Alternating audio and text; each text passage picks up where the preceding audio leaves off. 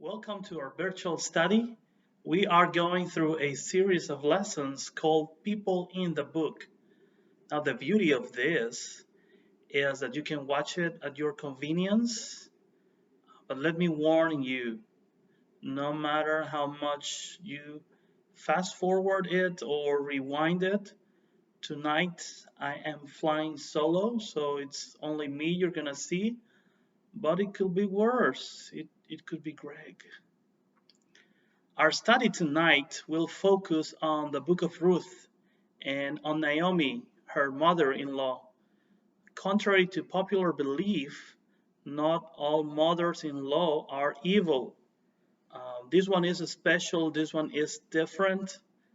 The book of Ruth is an artistically constructed narrative, and as such, it's intended as more like a parable than a historical report. The story is set in the time of the judges before the rise of the monarchy. The book, however, was composed, edited, and finished sometime during or after the exile in Babylon in the 6th century BC. This editorial compositional process spanning centuries poses an interpretive challenge for us as readers today. What methodology should we follow to study the book of Ruth? On the one hand, I want to avoid the danger of a spiritual reading and allegorical reading where either Ruth or Naomi are depicted as merely models of morality, of what we ought to be, which is a popular devotional like kind of reading. The issue with this approach, however, is that the story loses its revelational force. It is not deep and it is not as challenging as it was originally intended. Because the story of Ruth and Naomi is a parable, like, do you remember in 2 Samuel chapter 12, the parable that Nathan the prophet tells to David after Bathsheba, or like the book of Jonah. These parables reveal us as we are, not as we ought to be. I also want to avoid a Christological reading of the text because I am persuaded that as it stands before us in our Bibles, the book of Ruth has its own canonical authority as God's word without necessarily forcing upon it a connection with Jesus, which is there, of course. At the end of the book, the genealogy of the messianic line of David. But also, on the other hand, I would like to avoid the trap of reading into the story our own individuality. I don't want to follow that way because the approach of a postmodern reader in our postmodern society is that you will deconstruct the text and you will deconstruct the setting of the story in order to build a new setting, which is usually our contemporary worldview and setting and such. In this case, if we do this, then the theology of the book loses its power. Broadly speaking, then, our methodological options to study Ruth are number one, a diachronic approach. This proposes that we should look at the background, the author, the setting, the date, and more information that is behind the text in order for us to understand its original message today. Now, we do not have the time for this. And Formal biblical studies have long ago moved away from such approach because the focus of that approach is on the formation process of the text and not on the message of the text per se. The other option, which is the option I'm going to follow, is a synchronic approach. It means simultaneously. Ooh, a fancy word for me in English. The focus is to interpret the text in its final canonical form. Now, the issue with Ruth is that the book is placed in different canonical settings depending on what Bible you are reading. For instance, in our Christian Bibles, they usually follow the Septuagint order. Ruth is found in the former prophets, which is the traditional name for the narrative sequence from Joshua to Second Kings, aka historical books. In this place, the book may serve as a prologue or a transitional bridge from the era of the judges to the establishment of the Davidic monarchy. But in the Hebrew Bible, Ruth is placed among the writings, which is a division of the canon, including wisdom literature like Proverbs and Psalms. So Ruth is one of the Megillot, the five scrolls, set apart for liturgical use and the major religious festivals of Judaism. Ruth is read aloud in the synagogue as part of the 2 day celebration of Shavuot, the Feast of the Weeks or Pentecost. This feast celebrates both the end of the grain harvest season and the giving of the law or Torah. And I think there is a strong topical connection between Ruth and one of the major theological themes of the Bible, namely the fulfillment of God's covenant to the family of Abraham through the giving of land. Land is a prominent theme in Ruth. It also in the Old Testament. So this is the approach I will follow as we explore our character Naomi. I will read from the ESV, the prologue of the book of Ruth. In the days when the judges ruled, there was a famine in the land, and a man of Bethlehem in Judah went to sojourn in the country of Moab, he and his wife and his 2 sons. The name of the man was Elimelech, and the name of his wife Naomi, and the names of his 2 sons were Mahlon and Chilion. They were Ephrathites from Bethlehem in Judah. They went into the country of Moab and remained there. But Elimelech, the husband of Naomi, died, and she was left with her 2 sons. These took Moabite wives. The name of the one was Orpah, and the name of the other Ruth. They lived there about 10 years, and both Mahlon and Chilion died, so that the woman was left without her 2 sons and her husband. Now, how do you read the Bible? This is the question that I want to, the starting point of my lesson tonight. How do we read this story in particular? What is God like? I think, and I'm persuaded that the Bible first is about God. Not so much about us, but about God. Therefore, my starting question whenever I read the Bible, a chapter, a book, is what does this particular chapter, book, section of the Bible tells me about God? What does it say about his character, about his person, about his intentions, his heart, his will? And so, what is your God like? Now, I recently asked a friend of mine that question, a minister, I asked him, hey, tell me, what is your God like? And he was puzzled by the question. He said, well, it's the same God you worship. And I said, well, let's take 10 minutes and we'll see if we can come up with the same God. So I've noticed that the vast majority of Western Christian literature depicts people in the book, which remember this is the title of our series, in a European US fashion, blonde, blue eyes, white, nothing wrong with that, but particularly children literature.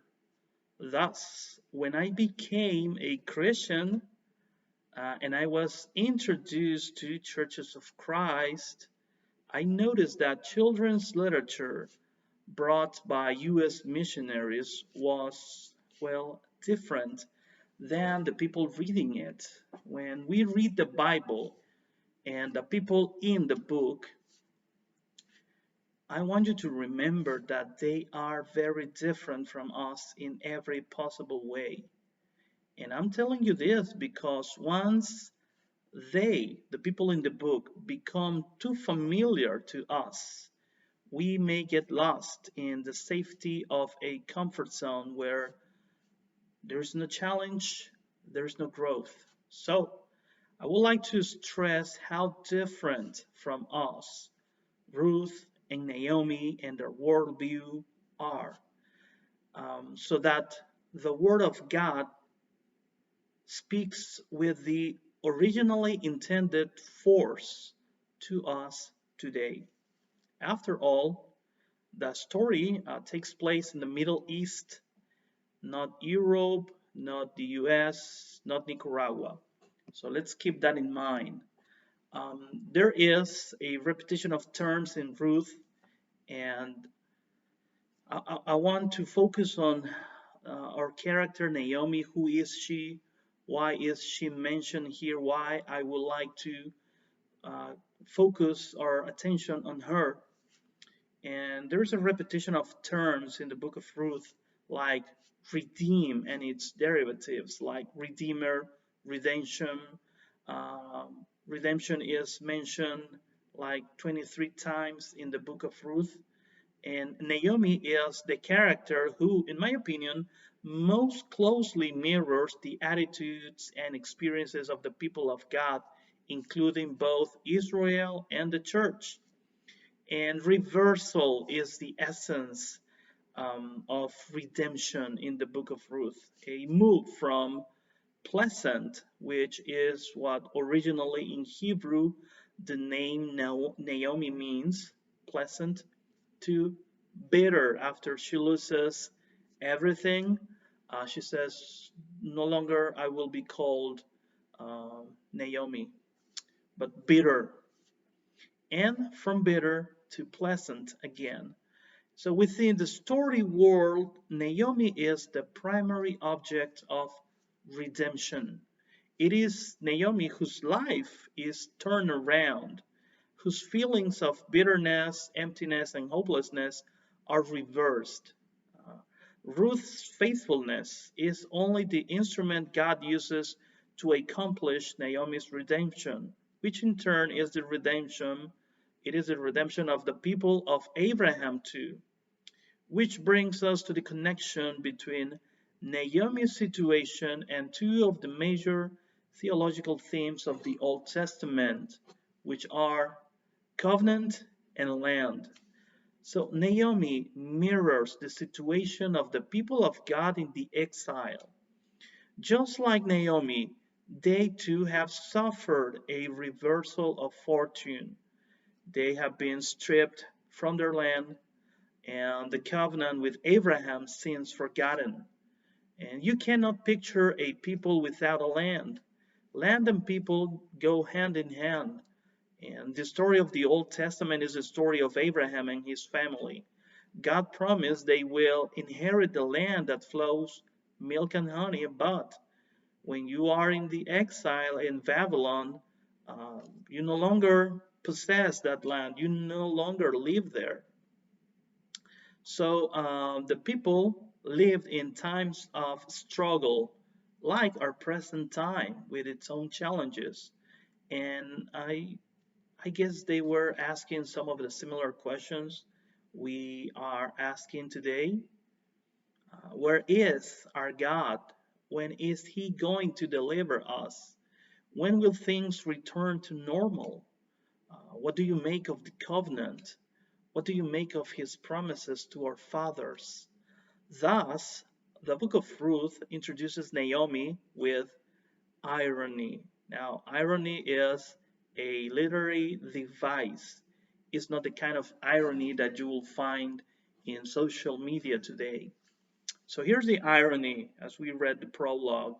Famine covers the area known as Bethlehem, which in Hebrew means house of bread. So there is no bread in the house of bread.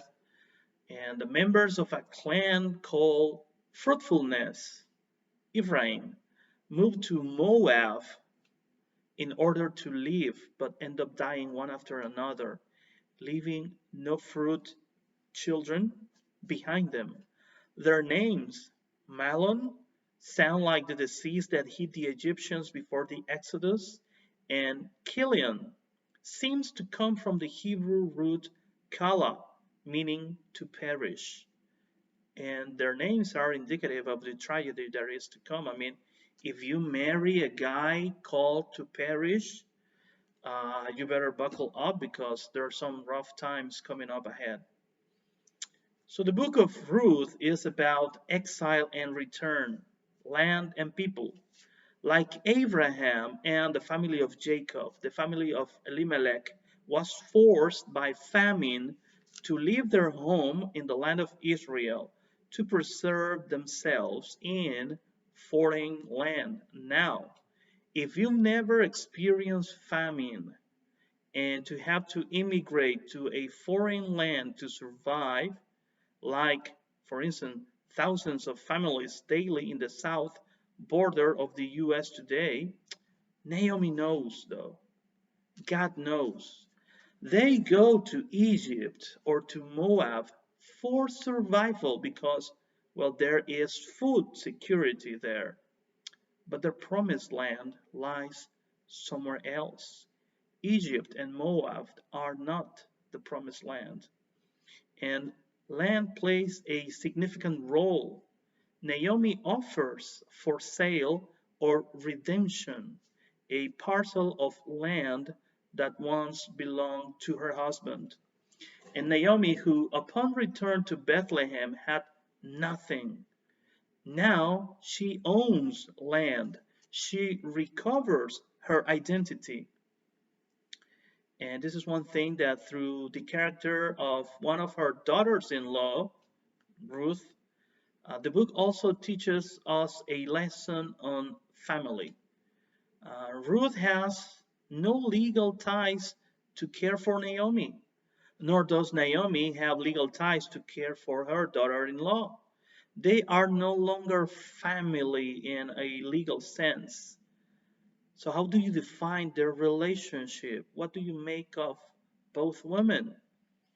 I will say that Ruth's poetic words are famous for their sentiment, not a romantic one though. You know, your people shall be my people and your God will be my God. That is a statement of faith. That is a declaration of conversion from the lips of a pagan to an Israelite woman. Basically, Ruth is embracing the God and the faith of her mother in law. This is a radical thought because it means that Ruth is changing her identity in a world where that was inconceivable.